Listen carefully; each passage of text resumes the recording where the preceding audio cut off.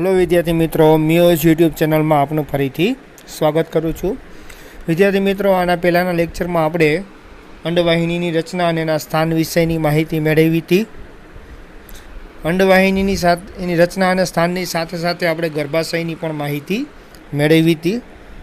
आज प्रश्न आपणे अगाऊना लेक्चर में बंने चलावी दीधा था और एक्जामनी दृष्टिए नीट और गुजरात बोर्ड माटे आईएमपी है एनी डिटेल में आपणे रचना व्यवस्थित भणी लीधी थी कि अंडपिंड पछी अंडवाहिनी आवे, तेना भागो, तेनुं स्थान, बराबर, शरूआतना भाग कया नामे ओळखाय, अंतिम भाग कया नामे ओळखाय, अने अंडवाहिनी थी आगळ वधीए तो गर्भाशय आवे, गर्भाशयनो आकार, गर्भाशय थी आगळ वधीए तो कयो भाग आवे, बधी डिटेल में आपणे विद्यार्थी मित्रों अगाऊना लेक्चर में जोई लीधुं हतुं। हवे त्यारबाद विद्यार्थी मित्रों, हवे जे आपणे मादा प्रजनन तंत्रना अंगो भणवाना छे ये मुख्य प्रजनन अंगो नहीं। मादा प्रजनन तंत्र में हवेना जे अंगो भणशो ये आपणे मुख्य प्रजनन अंग नहीं, परंतु ते सहायक प्रजनन अंग उपरांत एने बाह्य जनन अंगो तरीके पण ओळखवामां आवे छे। हवेना जे विद्यार्थी मित्रों आपणे अंगो भणशुं मादा प्रजनन तंत्र में, ए अंगो शरीरनी अंदर नहीं आवेला होता, परंतु शरीरनी देहनी बहार आवेला, एटले एने बाह्य जनन इंद्रियों तरीके पण ओळखवामां आवे, बाह्य जननांग तरीके पण ओळखवामां आवे, अने अथवा तो सहायक प्रजनन मादाना सहायक प्रजनन अंग तरीके पण ओळखवामां आवे छे। तो विद्यार्थी मित्रों, तमने एक्जाम में कोईपण रीते प्रश्न पूछाई शके, बराबर, कि मादामां बाह्य जननेन्द्रियों जणावो, अथवा तो मादामां बाह्य जनन अंगो जणावो, अथवा तो मादामां सहायक प्रजनन अंगो जणावो। आ त्रण रीतमांथी कोईपण एक रीत लईने प्रश्न पूछी शके। जवाब पण जे जवाब रह्यो ए आपणे आजना लेक्चर में भणशुं ए ज आवशे, बराबर। एटले मादामां हवे पछीना जे अंगो रह्या एने सहायक प्रजनन अंगो पण कहेवाय, अथवा तो बाह्य जनन अंगो अथवा बाह्य जननेन्द्रियो तरीके पण ओळखवामां आवे। विद्यार्थी मित्रों, बाह्य जनन अंगो जे आपणे कहीए छीए एना नाम थोड़ा अटपटा पण आपणे याद राखवाना छे, बराबर। अने एटલું બધું डिटेलમાં નથી આપણે ભણવાનું, એના નામ અને એની બહુ ઉપરછલ્લી રચના રહી જોવાની છે, પણ એક્ઝામની દ્રષ્ટિએ આપણે નીટ માટે આઈએમપી છે, બરાબર। નીટમાં આમાંથી એમસીક્યુ પૂછાઈ શકે અને ગુજરાત બોર્ડમાં પણ આમાં ફૂલ લેન્થ ક્વેશ્ચન જોઈ પૂછાઈ શકે। ખાસ કરીને આ પ્રશ્ન રહ્યો એ નીટ માટે વધારે ઇમ્પોર્ટન્સ છે, અથવા ગુજરાત બોર્ડમાં એમસીક્યુ માટે વધારે ઇમ્પોર્ટન્સ છે। તો હવે આપણે પ્રશ્નમાં આગળ વધી વિદ્યાર્થી મિત્રો। સૌપ્રથમ આપણે પહેલાં બાહ્ય જનનેન્દ્રિયોના નામથી શરૂઆત કરશું, ત્યારબાદ એ જનનેન્દ્રિયો માદામાં કઈ જગ્યાએ આવેલી હોય તેની પણ વાત કરશું, બરાબર। તો આગળ વધી આપણે પહેલાં નામમાં। मादामां बाह्य जननेन्द्रियों में मोन्स प्यूबिस पेलू जननेन्द्रिय जननांग जे आपणे कही बाह्य जननांग मोन्स प्यूबिस, पछी आवशे मुख्य भगोष्ठ, पछी आवशे गौण भगोष्ठ, योनिपटल अने भगशिश्ननो समावेश थाय। आटला अंगो रह्या सहायक मादामां सहायक प्रजनन अंगो कहेवामां आवे छे, अथवा तो बाह्य जननेन्द्रियो तरीके पण ओळखवामां आवे छे। नाम याद राखजो, मोन्स प्यूबिस, मुख्य भगोष्ठ, गौण भगोष्ठ, योनिपटल अने भगशिश्ननो समावेश थाय छे। हवे डिटेल में एक पछी एकने लईने आपणे एनी रचना जोता जाय।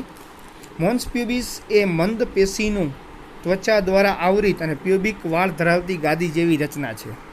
मोन्स प्यूबिस ए मंद पेशीनुं त्वचा द्वारा आवृत छे रचना, बराबर। अने एमां जे बहारनी तरफ आपणे कही मोन्स प्यूबिसनी बहारनी तरफ, बराबर, अहींया तमने वाळ जेवी वाळ धरावती गादी जेवी रचना जोवा मळशे, उपसेली रचना।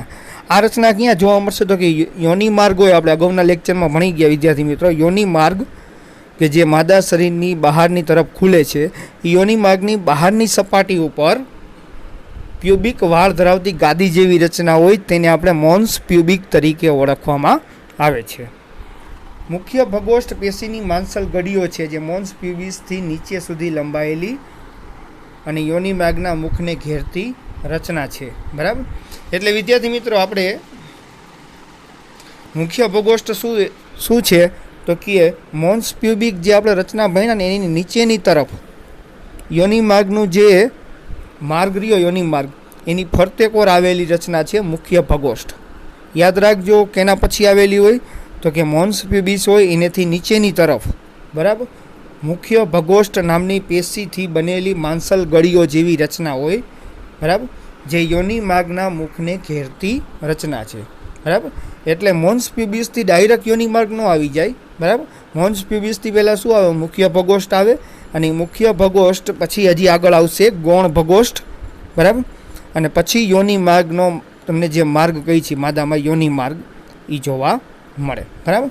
એટલે વિદ્યાર્થી મિત્રો, મોન્સ પ્યુબિસથી નીચેની તરફ મુખ્ય ભગોષ્ઠ રચના રહી યોનિ માર્ગને ઘેરતી ફરતી કોર ઘેરાયેલી રચના છે, બરાબર.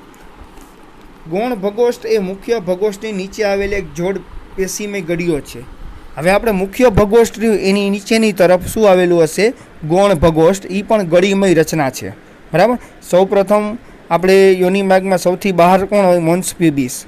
એના પછી એની નીચેની તરફ કોણ આવે? મુખ્ય ભગોષ્ઠ. એની નીચેની તરફ કોણ આવે? ગૌણ ભગોષ્ઠ. મુખ્ય ભગોષ્ઠ અને ગૌણ ભગોષ્ઠ આ બંને રચના ગળીમય રચનાએ, અને બંને રચના યોનિ માર્ગને ઘેરતી રચના છે. યોનિ માર્ગનું મુખ એક કલા દ્વારા ઘણીવાર અંશતઃ આવૃત હોય, જેને યોનિ પટલ કહેવામાં આવે છે. યોનિ માર્ગનું જે આપણે મુખ કહી છે, યોનિ માર્ગ જે માદા શરીર દેહની બહાર ખુલે છે, એ માર્ગરીઓ એ ક્યારેક અંશતઃ આવૃત હોય, એટલે કે પાતળી પેશીથી બનેલી રચનાથી આવૃત હોય. અને એ જે પાતળી પેશીથી બનેલી રચના રહી યોનિ માર્ગના મુખની આગળ હોય, અને યોનિ માર્ગરીઓ એને અંશતઃ આવૃત હોય, અને એ રચનાને કહેવામાં આવે યોનિ પટલ કહે છે, બરાબર. એટલે યોનિ માર્ગનું મુખ એક કલા દ્વારા ઘણીવાર અંશતઃ આવૃત હોય, જેને યોનિ પટલ તરીકે પણ ઓળખવામાં આવે છે. આ યોનિ પટલીઓ ઘણીવાર આપણે પ્રજનન દરમિયાન તૂટી જાય છે. એટલે કે માદામાં જ્યારે શુક્રકોષનો નિકાલ યોનિ માર્ગમાં થતો હોય, એટલે કે પ્રજનનની ક્રિયા દરમિયાન આ યોનિ પટલ એની રચના રહી તૂટી જાય છે, અને એ તૂટે તો જ શુક્રકોષ રિયાઈ યોનિ માર્ગમાં પ્રવેશી શકે, અને તો જ ફલનની ક્રિયા થાય, તો જ સંતતિનું નિર્માણ થાય. ક્યારેક એવું પણ બને વિદ્યાર્થી મિત્રો કે સ્ત્રી અચાનક પડી જાય, અચાનક આંચકો લાગે, બરાબર, અથવા ઋતુચક્ર દરમિયાન યોનિ માર્ગના ઋતુ પ્રવાહને શોષવા માટેનું તે દાપ્તરી સાધન. કેટલીક સ્ત્રીઓમાં એવું હોય વિદ્યાર્થી મિત્રો કે ઋતુચક્ર એટલે કે માસિક સ્ત્રાવ ચાલુ થાય ત્યારે જે માસિક કંઈ શરીર દેહની બહાર નીકળતું નથી. હવે માસિક જો શરીર દેહની અંદર રહી જાય તો એ માદા માટે બહુ નુકસાનકારક છે, બરાબર. એટલે એ સમય દરમિયાન, બરાબર, જે ગાયનેક ડૉક્ટર હોય, બરાબર, એ સ્ત્રી એની ગાયનેક ડૉક્ટર પાસે જાય, અને ગાયનેક ડૉક્ટર સ્પેશિયલી માસિક સ્ત્રાવને શરીર દેહની બહાર કાઢવા માટે એક સાધન વાપરે, બરાબર. એ સાધનને કારણે પણ યોનિ પટલ રીયુઈ તૂટી શકે. કેટલીક રમતો જેવી કે ઘોડેસવારી, સાયકલ સવારી, બરાબર, આ જે સક્રિય આ બધી રમતો રહે એમાં ભાગ લેવાથી માદામાં યોનિ પટલ રીયુઈ પણ તૂટી જાય, બરાબર.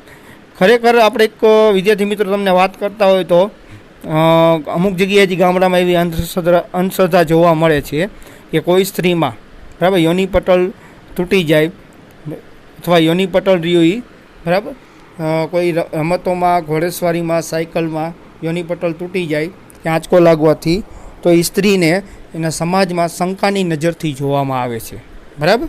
એટલે આ એક અંધશ્રદ્ધા જ છે, બરાબર. એટલે સામાન્ય રીતે જેમ આપણે અત્યારે વાત કરતા હોય તો જેમ માણસોમાં એજ્યુકેશન વધે એમ એને આ યોનિ પટલ તૂટવાનું કારણ સમજાઈ શકે કે યોનિ પટલ રીયુઈ કુદરતી રીતે પણ તૂટી શકે. એવું જરૂરી નથી કે પ્રજનન દરમિયાન જ તૂટે, બરાબર. એટલે યોનિ પટલ રીયુઈ આંચકો લાગવાથી, અચાનક પડી જવાથી, બરાબર, ઋતુચક્ર દરમિયાન કોઈ સ્ત્રી ડૉક્ટર પાસે જઈ અને માસિક સ્ત્રાવ શરીર દેહની બહાર ન નીકળતું હોય તો એની સારવાર કરાવે, બરાબર. તો એ જે સારવાર દરમિયાન જે સાધનોનો ઉપયોગ કરવામાં આવે એના દ્વારા પણ યોનિ પટલ તૂટી શકે.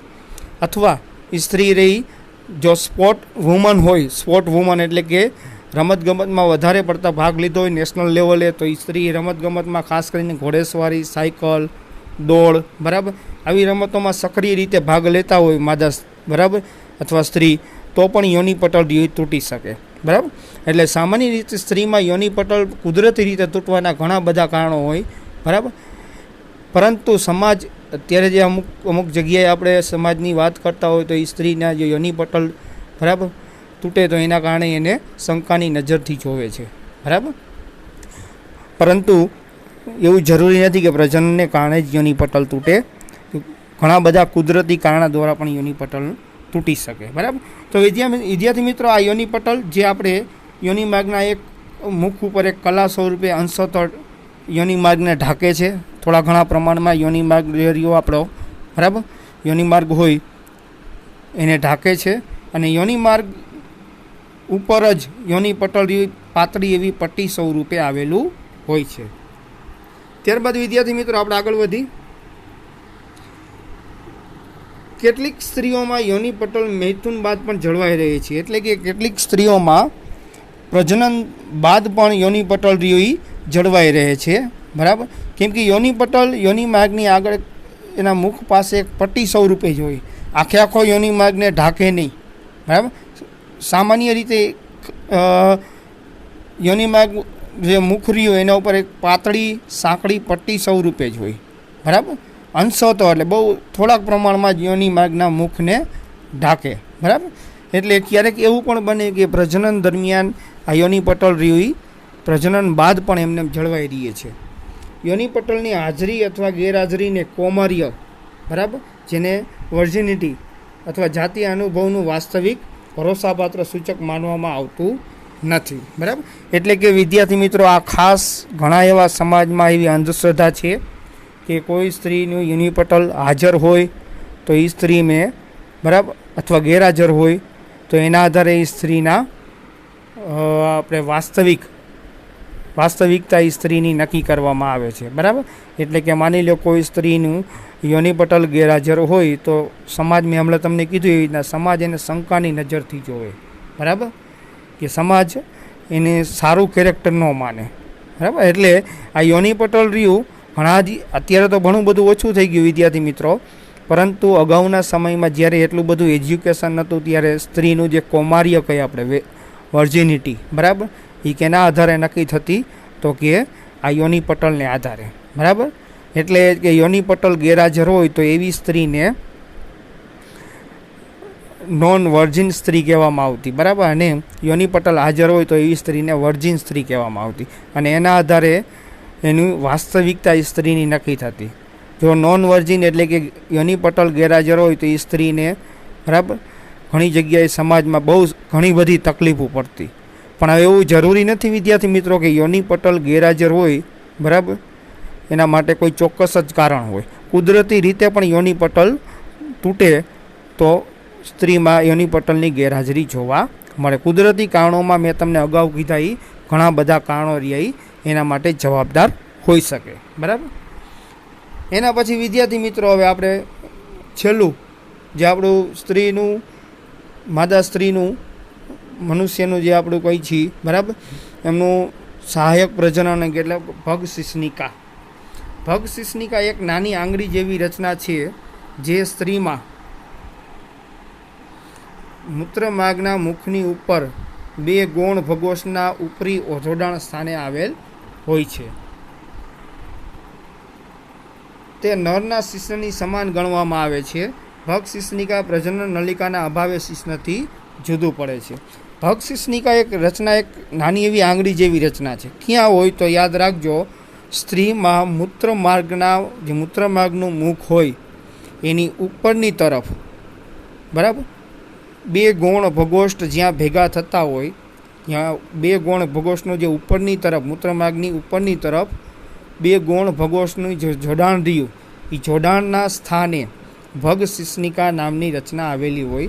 અને ભગ શિશ્નિકા રહી નરમાં શિશ્નની સમાન ગણવામાં આવે. પણ બે વચ્ચેનો તફાવત ખાલી એટલો જ છે કે ભગ શિશ્નિકામાં પ્રજનન નલિકાનો અભાવ હોય છે, જ્યારે શિશ્નમાં પ્રજનન નલિકાની હાજરી હોય છે, બરાબર. એના આધારે જેનો તફાવત રહ્યો એ જોવામાં આવે છે, બરાબર. એટલે વિદ્યાર્થી મિત્રો, આ હતા આપણે માદામાં સહાયક પ્રજનન અથવા બાહ્ય જનનેન્દ્રિયો તરીકે જે ઓળખી છે એ અંગોનું વર્ણન હતું. આપણે આમાં અંગોમાં જોયા, સૌ પ્રથમ આપણે જોયું મોન્સ પ્યુબિસ, પછી જોયું એના નીચેની તરફ આવેલી રચના મુખ્ય ભગોષ્ઠ, એની નીચેની તરફ આવેલી રચના ગૌણ ભગોષ્ઠ, બરાબર. અને યોનિ માર્ગનું મુખ કઈ છે, બરાબર, એ મુખ ઉપર આવેલી નાની એવી અંશતો યોનિ માર્ગના મુખને ઢાંકતી પટ્ટી, જેને યોનિ પટલ તરીકે ઓળખવામાં આવે છે, બરાબર. અને ત્યારબાદ આપણે જે 2 ગૌણ ભગોષ્ઠ છે એ મૂત્રમાર્ગની ઉપરની તરફ જે ઉપરી એનું જોડાણ રહ્યું, અહીંયા એક ભગ શિશ્નિકા નામની રચના આવેલી હોય, જે નરમાં શિશ્ન હોય એને સમાન મળતી આવતી રચના છે, પણ તફાવત ખાલી એટલો છે કે ભગ શિશ્નિકામાં પ્રજનન નલિકાનો અભાવ હોય છે, જ્યારે શિશ્નમાં પ્રજનન નલિકા હાજર હોય છે. બરાબર. ત્યારબાદ વિદ્યાર્થી મિત્રો આપણે ડિટેલમાં આપણે યોનિ પટલની વાત કરી. યોનિ પટલ સ્ત્રીનું જે કૌમાર્ય બરાબર નક્કી કરે છે. ઘણા સમાજમાં જે હાલમાં સ્ત્રીના કૌમાર્ય માટે બરાબર યોનિ પટલની હાજરી ગેરહાજરી જોવામાં આવે છે, પરંતુ યોનિ પટલ કુદરતી ઘણા બધા કારણોસર પણ સ્ત્રીમાં યોનિ પટલ તૂટી શકે. બરાબર. જે સ્ત્રીમાં યોનિ પટલ જળવાયેલું હોય બરાબર તે સ્ત્રીને સામાન્ય રીતે સમાજમાં વર્જિન ગણવામાં આવે. બરાબર. જેનું જળવાયેલું ગેરહાજર હોય અથવા યોનિ પટલ તો એને નોન વર્જિન ગણવામાં આવે છે. પરંતુ આ યોનિ પટલ જે આપણે રચના કહી છે એ સ્ત્રીનું વર્જિનિટી નક્કી કરવા માટેનું ભરોસાપાત્ર સૂચક નથી. ભરોસાપાત્ર સૂચક નથી એટલે કે યોનિ પટલ કુદરતી કારણોસર પણ બરાબર તૂટી શકે. એવું જરૂરી નથી કે પ્રજનનને કારણે જ તૂટે. સ્ત્રીમાં યોનિ પટલ કુદરતી કારણો આપણે અગાઉ લિસ્ટ કીધું એ કારણોસર પણ યોનિ પટલ તૂટી શકે. બરાબર. જે યોનિ માર્ગના મુખ ઉપર આવેલી અંશત રચના છે. પરંતુ અગાઉના સમયમાં ઘણી એવી અંધશ્રદ્ધા હતી કે યોનિ પટલને આધારે સ્ત્રીનું કેરેક્ટર રહ્યું નક્કી થતું હતું. બરાબર. એટલે આ હતું વિદ્યાર્થી મિત્રો સહાયક પ્રજનન અંગો, જે બાહ્ય જનન અંગો તરીકે પણ ઓળખવામાં આવે છે અથવા બાહ્ય જનનેન્દ્રિયો તરીકે પણ ઓળખવામાં આવે, જે માદાના આપણે જોઈ લીધા. બરાબર. હવે પછી વિદ્યાર્થી મિત્રો આપણે નેક્સ્ટ લેક્ચરમાં આપણે વધારે ડિટેલમાં હજી એક સહાયક પ્રજનન અંગો ડિટેલમાં જોવાનું થશે, જે માદામાં જ હાજર હોય. બરાબર. માદા પ્રજનન તંત્રનું અને માદામાં વિકસિત હોય. બરાબર. સ્તન ગ્રંથિઓ વિશે આપણે આગળ નેક્સ્ટ લેક્ચરમાં જોવાનું થશે. તો વિદ્યાર્થી મિત્રો આ એક્ઝામની દ્રષ્ટિએ નીટની એક્ઝામ અથવા ગુજરાત બોર્ડના MCQ એના માટે આ સહાયક પ્રજનન અંગોરિયા માદાના મોસ્ટ IMP છે. તો વ્યવસ્થિત તૈયારી કરી લેજો. અને આ આપણે જે ટોપિક આજે ચલાવ્યો તે હોમવર્કમાં 3 વખત જે દિવસે વિડીયો અપલોડ થાય તે દિવસે સાંજ સુધીમાં મને મોકલી આપવું. અને આજના આપણા લેક્ચરમાં કાંઈ પણ ડાઉટ હોય, કાંઈ પણ ક્વેરી હોય તો આપણા યુટ્યુબ ચેનલમાં કોમેન્ટ બોક્સમાં કોમેન્ટ કરીને મને પ્રશ્ન પૂછી શકો છો, અથવા તો વોટ્સઅપ નંબર ઉપર પણ મને પ્રશ્ન પૂછી શકો છો. હું ચોક્કસપણે એનો જવાબ આપીશ. થેન્ક યુ વિદ્યાર્થી મિત્રો.